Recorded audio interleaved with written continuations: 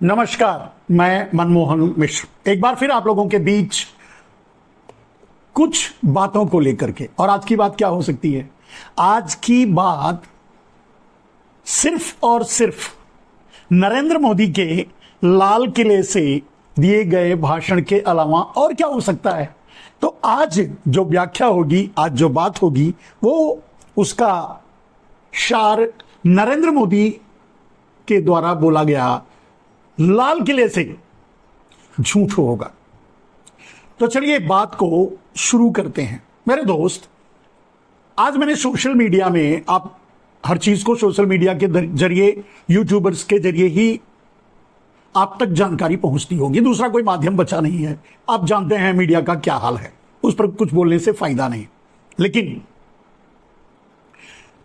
जो चीजें, जो बातें आप तक पहुंचती हैं, उससे थोड़ा सा हट करके उसकी व्याख्या करना या उसके पीछे क्या चल रहा होता है, यही बातें मैं आपके सामने लाने की कोशिश करता हूं। आज का मेरे पोस्टर्स पे टैगलाइन है, मोदी इस्तीफा दिया। ये दो बात है, ये सवाल भी है और जवाब भी। यही बातें हम आपको समझाएंगे। आगे प्रधानमंत्री बने राहुल, इसमें भी वही दो बात है, सवाल भी है आपसे और जवाब भी है। बात शुरू करते हैं जो आज सोशल मीडिया में नरेंद्र मोदी के झूठ, मक्कारी, जुमलेबाजी से ज्यादा सोशल मीडिया में तैर रहा है, वायरल हो रहा है। वो है राहुल गांधी को पीछे से दूसरी, आगे से पांचवी, शायद ऐसे ही कतार में बिठा दिया। यह बहुत ज्यादा वायरल हो रहा है। और पांचवी कतार में बैठकर भी राहुल गांधी इस समय पूरे सोशल मीडिया में, पूरे मीडिया में छाए हुए हैं। नरेंद्र मोदी लाल किले पर चढ़कर भी कोई उनको न देख रहा है, न पूछ रहा है, न सुन रहा है। बात की ऐसी है कि नरेंद्र मोदी झूठ, जुमलेबाजी के अलावा तो कुछ बोलते नहीं। कोई भी भारतीय जनता पार्टी, उनका आईटी सेल या गुजरात लॉबी या जो भी समझ लो, हर किसी को यह चैलेंज है कि कोई ढूंढ के बता दे कि नरेंद्र मोदी ने अपने आज के भाषण में सच क्या बोला। ना आपको मिलेगा, ना हमको मिलेगा, ना किसी को, जो बोला ही नहीं तो मिलेगा कहां से। लेकिन जो झूठ बोला उसके बारे में भी चर्चा होनी चाहिए। कुछ ऐसे सफेद झूठ बोले नरेंद्र मोदी ने जिस पर हंस सकते हैं आप भी, और पूरा देश तो हंस ही रहा है। मेरे दोस्त, आज नरेंद्र मोदी के पास टेलीप्रॉम्प्टर नहीं था, बिना टेलीप्रॉम्प्टर के बोले। देखने से ऐसा, उनकी बातों से ऐसा लग रहा था जैसे शब्द ढूंढ रहे हों। और वैसे भी झूठ बोलने वाले शब्द वालों को शब्द ढूंढना ही पड़ता है, मिलेगा कहां से? कितना आदमी झूठ बोलेगा, नयापन कहां से लाएगा? लाल किले से जो भी उन्होंने बोला, उनकी बोली, रैलियों में बोली हुई बातें, संसद में बोली हुई बातें, या इससे पहले लाल किले से बोली हुई बातें, उनमें से ही जो उन्हें याद आ रहा था, आपने देखा होगा कोई तारतम्य नहीं है। इसके बाद क्या बोलना है, इसके बाद क्या बोलना है, ऐसा नहीं, कुछ भी बोलना है। जो मोदी के दिमाग में, मतलब पढ़े लिखे कम है, शब्द का अभाव उनके पास रहेगा ही, क्योंकि शिक्षा का अभाव है। तो जो भी मुंह में आ रहा था बस वही बोले जा रहे थे। लेकिन सबसे बड़ी बात कि राहुल गांधी के चौथी या पांचवी कतार में बैठने के बावजूद भी राहुल छाए हुए हैं और छा गए। नरेंद्र मोदी लाल किले पर चढ़कर भी डूब गए। मेरे दोस्त, मैंने बड़ी कोशिश की कि नरेंद्र मोदी ने आज अपने भाषण में ऐसा क्या कहा जिस पर कुछ बोला जा सके या कहा जा सके या विरोध किया जा सके, जो भी हो। लेकिन मुझे सच तो कहीं कुछ नहीं मिला। इसलिए नरेंद्र मोदी द्वारा ही बोले गए कुछ झूठ, कुछ जुमलेबाजी की चर्चा आपके सामने करेंगे। बहुत से लोग कर चुके होंगे, मेरा थोड़ा अलग तरीके से होता है, क्योंकि उसके पीछे की बातें आप तक पहुंचती हैं। मेरे दोस्त, नरेंद्र मोदी ने आज अपने झूठ जुमलेबाजी में ये कहा लाल किले से बांग्लादेश में हिंदुओं पर अत्याचार हो रहा है, तो क्या भारत में मुसलमानों पर अत्याचार नहीं हो रहा है? भारत में एससी, एसटी, ओबीसी पर अत्याचार नहीं हो रहा है? इसका जवाब नरेंद्र मोदी को देने से कोई फायदा नहीं है, क्योंकि नरेंद्र मोदी ही एक ऐसे दुनिया के, वैसे तो अब बहुत हो गए हैं, जो इसी तरह के सांप्रदायिक सौहार्द को बिगाड़ करके अपनी राजनीति चलाते रहते हैं, अपने आप को प्रधानमंत्री या जो भी जिस पद पर रहते हैं बनाए रखते हैं। मोदी उन्हीं में से हैं। उन्हें बांग्लादेश में हो रहे हिंदुओं के अत्याचार पर भी कोई चिंता नहीं है। मान लिया अगर बांग्लादेश में हिंदुओं पर अत्याचार हो रहा है, तो नरेंद्र मोदी तो यूक्रेन और रूस, जहां अपना कोई रिश्ता नहीं है, वहां वो वार रुकवा देते हैं। फिर बांग्लादेश में क्यों नहीं रुकवा देते? खैर, ये तो सगुफा है, नरेंद्र मोदी के लिए छोड़ा गया, उस पर कोई जवाब ना वहां से आएगा ना हमारे और आपके पास इस बात का जवाब है नरेंद्र मोदी के झूठा प्रचार, जुमलेबाजी और नाटक नौटंकी का।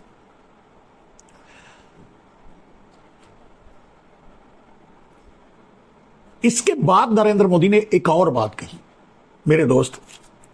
नरेंद्र मोदी ने कहा कि कुछ ऐसे लोग हैं जो भारत का भला नहीं देख सकते।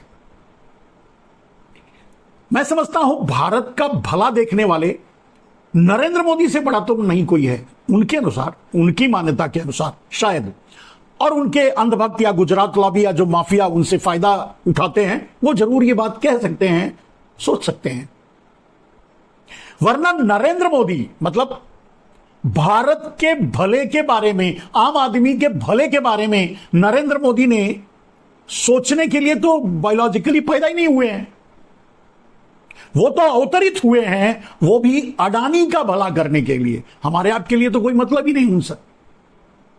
मतलब अब तक के अपने शासन में उन्होंने यही साबित किया है, और ऐसा ही कुछ शासन किया है। अगर आप याद नहीं है या याद नहीं करना चाहते वो अलग बात है, वरना तो एयरपोर्ट, पोर्ट, रोड, रेल, बिजली, पानी, कोयला बोलते जाइए आप, जो भी आपके मुंह से निकले वो बोल दीजिए। सब कुछ नरेंद्र मोदी ने अडानी को बेच दिया, यानी अपने आप को बेच दिया, यानी मोडानी ने ले लिया साजिश करके देश से, और वो भी कमाए हुए पैसे से नहीं, हमारे और आपके जो ब्लैक मनी का पैसा था उसी में हिस्सेदारी बंटवा करके। यानी हमारे और आपके पैसे ब्लैक मनी के रूप में जो चोर चुरा के रखे थे उसमें हिस्सेदारी, मतलब नरेंद्र मोदी उसी के नाम, ब्लैक मनी के नाम से ही प्रधानमंत्री बने और जाकर के चोर से मिलकर हिस्सेदारी ले ली और हमको आपको ठग दिया। इतना बड़ा ठग है नरेंद्र मोदी। तो नरेंद्र मोदी अगर यह कहें कि कुछ लोग देश का भला नहीं चाहते, इस पर ताली बजाकर हंस सकते हैं आप, और जो ताली बजाते हैं उन पर भी हंस सकते हैं आप, क्योंकि जो ताली बजाते हैं मुझे नहीं समझ में आता कि उनको क्या समझ में आया, वो क्यों ताली बजा रहे हैं और क्यों हंस रहे हैं। ये व्यंग है या सच, या वो इतने बड़े मूर्ख हैं कि उनको नरेंद्र मोदी की बात सच लग रही है, ताली बजाकर हंस रहे हैं। एक साधारण सा बच्चा भी नरेंद्र मोदी की इस मूर्खतापूर्ण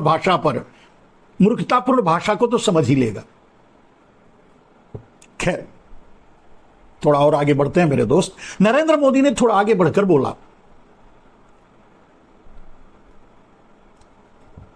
और सबसे बड़ी बात कि आज टेलीप्रॉम्प्टर नहीं था, और इसका कारण था कि नरेंद्र मोदी के उलूल जुलूल बातें लोगों को सहनी पड़ी, सुननी पड़ी। इस बात को यहीं छोड़ते हैं। नरेंद्र मोदी ने जो कुछ जुमला छोड़ा, अगर उन्हीं को एक एक करके आप तक रखेंगे तो शायद ज्यादा अच्छा रहेगा, नहीं तो टाइम नुकसान होगा, आपका भी और हमारा भी। नरेंद्र मोदी ने तो आपका टाइम बर्बाद कर ही दिया, मैं नहीं करना चाहता। नरेंद्र मोदी ने थोड़ा आगे बढ़कर के कहा कि परिवारवाद और जातिवाद देश के लिए सबसे बड़ा खतरा है, और नरेंद्र मोदी दोनों को खत्म करना चाहते हैं। अच्छी बात। अब इस पर आप पता नहीं आप हंसेंगे कि नहीं हंसेंगे, ताली बजाएंगे कि नहीं बजाएंगे, ये तो मैं नहीं जानता। लेकिन जातिवाद यानी अपने आप को छोटी जाति का बता करके, और आज भी लड़ रहे हैं, जबरदस्ती अपने आप को उसमें शामिल करवाया और आज भी वही कह करके वोट मांगते हैं। अपने जिनको टिकट उकट देकर जीत के आ जाते हैं, दो चार जो बेचारे छोटी जाति वाले, उनका परेड करवाते हैं। कितने बड़े जातिवाद का विरोधी है नरेंद्र मोदी, आपको इस बात से ही समझ में आ जाएगा। बात परिवारवाद की कर लेते हैं। मैं नहीं समझता कि नरेंद्र मोदी को परिवारवाद की बात करनी चाहिए, क्योंकि सबसे घृणित अगर कोई परिवारवादी इस दुनिया में है तो नरेंद्र मोदी है। पूछिए कैसे? भाई परिवार आप किसको कहते हैं? एक लड़की है, उसे शादी कर लेते हैं, उससे आपके बाल बच्चे पैदा होते हैं, पीढ़ी आगे बढ़ती है, इसी को परिवार कहते हैं। अब नरेंद्र मोदी ने अडानी से कौन सा प्रेम कर लिया, किस तरह का प्रेम कर लिया, किस तरह के रिश्ते बना लिए, क्या रिश्ते हैं इन दोनों के बीच में, आज तक किसी को समझ में नहीं आया। लेकिन देखने में तो यही लगता है कि दो शरीर एक जान है। मैं नरेंद्र मोदी और अडानी के बारे में कह रहा हूं। अब इससे बड़ा खतरनाक परिवारवादी कौन होगा कि अडानी के लिए पूरा देश बेच दिया। मैंने कहा एक परिवार किस तरह बनता है, नरेंद्र मोदी ने अपना परिवार किस तरह बनाया होगा यह मैं नहीं जानता। वैसे भी वो घर के भगोड़े हैं, अपने से ही भागकर बाहर आए हैं। अब अडानी से कौन सा रिश्ता बनाए, क्यों रिश्ता बनाए, क्या रिश्ता है उनका, क्यों इतना पागल है उनके लिए, इतना प्रेम अडानी से क्यों करते हैं, सारा देश अडानी को क्यों बेच देते हैं, अडानी के लिए ना संसद चलने देते हैं, ना सड़क पर किसी को चलने देते हैं, अगर कोई अडानी का नाम ले ले तो उसे जेल भेज देते हैं। आखिर ये किस प्यार की कहानी है? ये कैसा रिश्ता है? और चाहे जैसा भी रिश्ता हो, अब इससे खतरनाक परिवारवादी तो कोई हो ही नहीं सकता। भाई एक परिवार के लिए दो चार जो बाल बच्चे हैं अपने, अगर उस परिवार में कोई परिवारवादी हो तो ठीक है, चलता है यार, परिवार है उसका, सही बात है। आपका कौन सा परिवार है अडानी, जिसके लिए पूरा देश कुर्बान कर दिया? आज आपको इस्तीफा देना पड़ रहा है, नहीं दोगे तो धकिया करके ये देश आपको निकाल देगा, बेइज्जत करके घसीट के उतार देगा, उतार रहा है। बेशर्मी से आप बैठे हो और उसी अडानी के लिए। अब ये कौन सा परिवार आबाद है, ये कौन सा आपका रिश्ता है, आप बताइए देश को। और अगर ये नहीं बता सकते तो किसी का गला कब तक दबाओगे? राहुल गांधी ने संसद में आपका रिश्ता पूछ लिया अडानी से, तो उनको संसद से निकलवा दिया, घर से निकलवा दिया, पता नहीं और कहां कहां से निकलवा देते। बस चलता तो उससे आगे बस नहीं चला। वैसे भी खैर परिवारवाद की बात करना मोदी जी, ये भी उसी जुमलों में से आता है, और ऐसे जुमलों की चर्चा मजबूरन करनी पड़ रही है। आपके इस जुमलों से तो घिन आती है, लेकिन क्या करें, बोलना पड़ता है, कहना पड़ता है अपनों को जगाने के लिए जो सो रहे हैं। 5 किलो अनाज लेकर के पूरा देश आपने अडानी को दे दिया, और 5 किलो अनाज लेकर खुशी खुशी सो रहे हैं। मैं जगा रहा हूं, हिला रहा हूं, डुला रहा हूं, जाग ही नहीं रहे हैं। समझ में नहीं आ रहा है उनको, यह बात समझ में नहीं आ रही है कि उनके हाथ में 5 किलो अनाज का कटोरा इसलिए है क्योंकि नरेंद्र मोदी ने पूरा देश बेचकर अडानी को दे दिया। यानी आपका हक अडानी को, अंबानी को, कुछ गुजराती माफियाओं को, इसलिए आपके हाथ में कटोरा है। अब यह बात उनको समझ में नहीं आ रही है, कैसे समझाऊं? एक और मजेदार बात, वैसे ऐसे ही मजेदार बात कहते हैं, भ्रष्टाचार से जंग लड़ रहे हैं और इसमें बड़ी से बड़ी कुर्बानी दे सकते हैं। अगर कुर्बानी की बात करें नरेंद्र मोदी, तो कोई नाम जरूर बताना मुझे जो भारत को आजाद कराने के लिए अंग्रेजों की गोली खाई हो, शहीद हुआ हो, कुर्बानी दी हुई हो। हां, एक दो लोग जरूर हुए थे जो अंग्रेजों से लोहा लिए, डटकर लोहा लिए, लेकिन वो तो कांग्रेसी थे, सरदार पटेल और महात्मा गांधी। वो तो आपके इस क्या कहते हैं खुफिया गैंग के मेंबर नहीं थे, अंग्रेजों के खुफिया गैंग के मेंबर नहीं थे, अंग्रेजों के मुखबिर गैंग के मेंबर नहीं थे।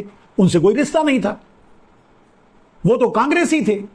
उनके उनके उनके कर्मों का क्रेडिट तो आप ले भी नहीं सकते, क्योंकि उनके पीछे तो आप पड़े रहते हैं। वैसे भी आपने एक, पता नहीं किसी से लिखवाई होगी, लेकिन एक किताब मैंने देखी थी जिस पर आपका नाम था कि आपने लिखा है, उसमें सरदार पटेल पर एक बड़ी गलत टिप्पणी आपने की। सरदार पटेल तो शराबी थे, ये थे, वो थे। खैर छोड़िए, अब उस पर क्या बोले, कभी और उस पर करेंगे। लेकिन सवाल यह है कि भ्रष्टाचार के खिलाफ आप जंग लड़ रहे हैं और कुछ भी कुर्बानी दे सकते हैं आप, वगैरह वगैरह जो भी डायलॉग मारा है। कुर्बानी तो आपके खून में ही नहीं है यार, कुर्बानी कहां से दोगे? आपके खून में तो मुखबिरी है, दलाली है अंग्रेजों की। आप वही कर सकते हो, आज वही कर रहे हो, देश की दलाली कर रहे हो। आज चाहे आप जिसको भी बेच रहे हो, बेच तो रहे हो ना, तो वो दलाली ही है।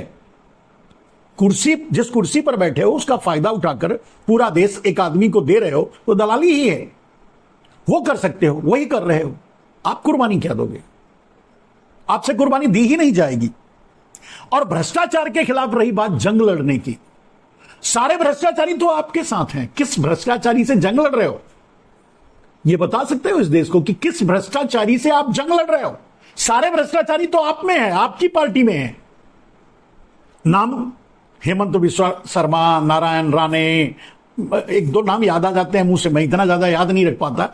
क्या बोलूं, पूरे देश में ऐसे कम से कम 30-32 नाम किसी पेपर ने छापे थे जो आपके साथ हैं और भ्रष्ट थे। आपने ही गाली दी, आपने ही उनको जेल भेजने की बात की, और जैसे ही आपके पाले में गए सब ठीक हो गया। दलाली ले ली आपने। आखिर क्यों? मतलब जिसे आप आज चोर कह रहे हो और कल उसी से गले मिलकर उसे मुख्यमंत्री बना रहे हो, तो कहीं ना कहीं दलाली तो आपको मिली। कौन सी दलाली ली आप ये बताओ देश को। अगर मान लीजिए, एक उदाहरण देता हूं, हेमंत बिस्वा शर्मा सबसे बड़े भ्रष्ट थे, तो क्या भ्रष्टाचार की सारी कमाई आपको दे दिया और आपने उस दलाली के बदले हेमंत बिस्वा शर्मा को कुर्सी दे दी? दलाल तो यही करते हैं ना, आप शायद यही किए होंगे। आखिर क्या किए? आखिर वो कैसे सही हो गए? आपने ही उन्हें चोर कहा और आपने ही उन्हें गले लगाया। लॉजिक समझ में नहीं आता कि भ्रष्टाचार से आप लड़ रहे हो और इसे लड़ने का नाटक भी नहीं कहेंगे यार। आप तो तार ठोक कर भ्रष्टाचारी हो। अडानी जैसे चोर, और नई नई बनी चोरनी, क्या नाम है उसका यार, माधवी बुच्च, जो आपको बुच्च मार दिया, उसके साथ खड़े हो। जांच नहीं होने देना चाहते। क्यों नहीं होने देना चाहते भाई? जब आपका रिश्ता नहीं है तो जांच होने दो ना। क्यों नहीं होने? आप मतलब सारा खेल आपका है, मास्टरमाइंड आप हो। सच तो यही है। खैर आप बोलोगे नहीं यार, लेकिन इस तरह भ्रष्टाचार से लड़ रहा हूं, त्याग कर, ये तो पता ही है कि आपकी कुर्सी जाने वाली है। त्याग क्या कर रहे हो बंटा? त्याग नहीं कर रहे हो, धकियाए जा रहे हो, निकाले जा रहे हो। अब आरएसएस भी नहीं पूछ रहा है, उधर बीजेपी भी हाथ ठेंगा दिखा दिया है। आरएसएस हाथ धो के पीछे पड़ा है आपके। त्याग क्या कर रहे हो? आज के भाषण की एक और विशेषता बताऊंगा थोड़ा आगे चल करके। आपने देशवासियों से सुझाव मांगा और सलाह मांगा, ये बातें भी कही। मैं नहीं समझता कि आप जैसा कोई, आप जैसा एरोगेंट, जिस पर हिटलर होने का आरोप लगा हो, वो ये बात कहे कि उसने सुझाव मांगी। और बात किसानों से आपने सुझाव मांगी थी किसान बिल लाने से पहले? छोड़ो यार। अभी एक बिल वापस लिए डाल करके संसद में यूट्यूबरों के खिलाफ, ब्रॉडकास्ट बिल, वो भी वापस लिए। लेना पता नहीं है, लेना पड़ा, नहीं होता वो आपको पता है। किससे पूछा था? खैर ये छोड़िए, आपकी ये नौटंकियां, झूठ, जुमलेबाजी ये तो बोलते ही रहते हैं। सारे बैंक बेचकर खा गए आप और बैंकिंग व्यवस्था को मजबूत कर दिया आप कहते हैं। क्यों? 16 लाख करोड़ अपने अडानी और अंबानियों का माफ कर दिया, गुजराती माफियाओं का, और आप कहते हो कि आपने बैंकिंग व्यवस्था को मजबूत कर दिया। क्यों? ये मजाक नहीं है, ये जुमलेबाजी नहीं है तो क्या है?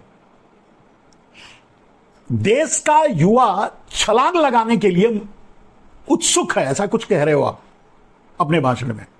देश का युवा लंबी छलांग लगाना चाहता है। कहां लंबी छलांग लगाने दे रहे हो यार? 5 साल का अग्निवीर, 4 साल का अग्निवीर बना दिया, कहां लंबी छलांग? अरे एक नौकरी तो 10-20 साल की दे ही नहीं पाए और लंबी छलांग लगाने दे रहे हो। लंबी छलांग लगाने के लिए तैयार, युवा तैयार है, ये सच है। आप कहां लगाने दे रहे हो? आप तो बेचा बेची में लगे हुए हो। पता नहीं किस प्यार मोहब्बत की जंग में देश बेच रहे हो। शाहजहां ने क्या कहते हैं उसको, मुमताज के लिए क्या कर दिया, उसने उसके लिए क्या कर दिया, हीरी ने फरहाद के लिए क्या कर दिया। आप सब कुछ अडानी के लिए कर दे रहे हो। अब तो संसद में भी आप बताने के लिए तैयार नहीं हो, अडानी की चड्डी भी उतारने नहीं दे रहे हो। आखिर कैसे पता चलेगा यार कि वो कितना बड़ा कल्प्रिट? खैर, मैं ये मुझे पता है, आपके भ्रष्टाचार से लड़ाई का सब पूरे देश को मालूम हो चुका है। हमको क्या, पूरा देश जानता है। सारे सबसे बड़े भ्रष्टाचारी तो आप हो। अगर किसी की जांच हुई तो वो सुई आप पर आ जाएगी, इसीलिए आप बच रहे हो, नहीं जांच होने देते। वरना अडानी की जेपीसी जांच तो होनी चाहिए थी, क्यों नहीं हो रही? माताओं बहनों के पर आपने बात कर दी, माताओं बहनों पर हो रहे अत्याचार की बात की। मोदी जी भूल जाते हो यार आप। आपको याद नहीं कि आप कुलदीप सिंह सेंगर के साथ खड़े थे, चिन्मयानंद के साथ खड़े थे। पुरानी बात अगर जाने भी दें तो अभी बृजभूषण शरण सिंह के साथ खड़े थे। आपने खिलाड़ी महिलाओं को बूट से रौंदवा दिया था, उठाकर फिकवा दिया था, जेल में बंद करवा दिया था, पिटाई करवाई थी, और वहीं तक आपने उसका जान नहीं छोड़ा। ओलंपिक से भी उसको बाहर निकलवा के लेके आ गए बदला लेने के लिए। कितने खतरनाक हो आप यार। और आप महिलाओं के सम्मान के लिए लड़ रहे हो। खैर, ये जुमला आप वाले बर्द, इसीलिए मैं आपकी बात नहीं सुनता। दुर्भाग्य से हम आपके पड़ोसी रहे हैं, आसपास वाले रहे हैं, उस कानिए के नाते कुछ न कुछ हमने भी आपके लिए, एक आदमी से ही वोट मांगा, लेकिन मांगा था। और उस अपने वक्तव्य को या उस अपने कृत्य को सोच सोच कर शर्मिंदा होता हूं। लेकिन कितना, क्या लड़ोगे आप महिलाओं के अत्याचार के लिए? महिलाओं के पर अत्याचार के सबसे बड़े आइकॉन तो आप ही हो। बाकी और भी दुनिया भर के, आप कहते हो कि फ्रेशर्स नेता चाहिए। अरे भैया, देश को फ्रेश प्रधानमंत्री चाहिए यार। फ्रेशर नेता बाद में लाना, आप कितना लाते हो तो पता ही है। घूम फिर करके वही 4 आदमी की टोली जो गुजराती, या तो गुजरात लॉबी से है, या तो गुजरात लॉबी के इसके हाथों बिके हुए हैं, या तो फिर डाबर हैं जो आपके आगे पीछे घूमते हैं। आप क्या, आप कुर्सी छोड़ो यार। फ्रेशर प्रधानमंत्री इस देश को चाहिए। राहुल गांधी प्रधानमंत्री इस देश को चाहिए। वही फ्रेशर कर दो, वही बहुत बड़ी बात है। आपको फ्रेशर्स चाहिए, युवा चाहिए, वो भी किसी बैकग्राउंड से ना हो, पॉलिटिकल बैकग्राउंड से ना। पहले आप कुर्सी से तो हटो, तब तो।